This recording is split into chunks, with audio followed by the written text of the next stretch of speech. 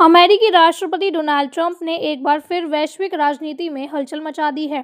Cuba, Greenland, Colombia और Iran को लेकर दिए गए उनके बयानों ने साफ कर दिया है कि ट्रंप किसी भी मोर्चे पर नरमी के मूड में नहीं है।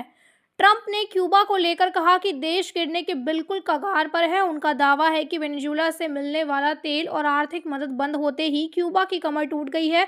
ट्रंप के मुताबिक क्यूबा की पूरी अर्थव्यवस्था वेनेजुएला पर निर्भर थी और अब हालात ऐसे हैं कि सरकार का गिरना तय है।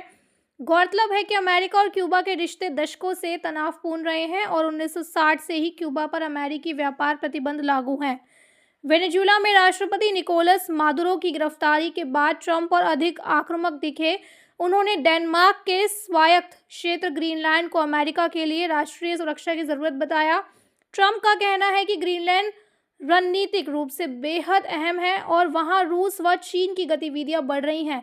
इस बयान से यूरोप में खलबली मच गई है। डेनमार्क की प्रधानमंत्री मेटे फ्रेडरिक्सन ने साफ शब्दों में ट्रंप को चेताया कि ग्रीनलैंड नाटो के सुरक्षा कवच में है और उस पर कब्जे की धमकी अस्वीकार्य है।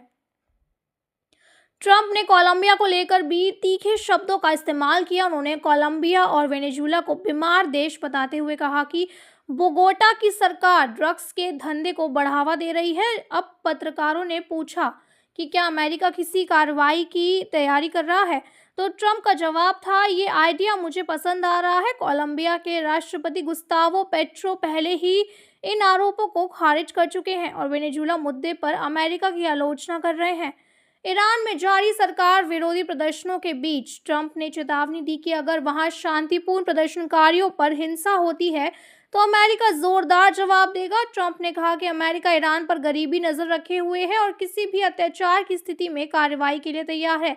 इसके जवाब में ईरान ने अमेरिका पर आंतरिक मामलों में दखल देने का आरोप लगाते हुए कहा कि इससे पूरे क्षेत्र में अस्थिरता फैलेगी। डोनाल्ड ट्रंप के ताज़ा बयान यह संकेत देते हैं कि अमेरिका की विदेश नीति एक बार फिर सख्त और टकराव वाली दिशा में बढ़ रही है।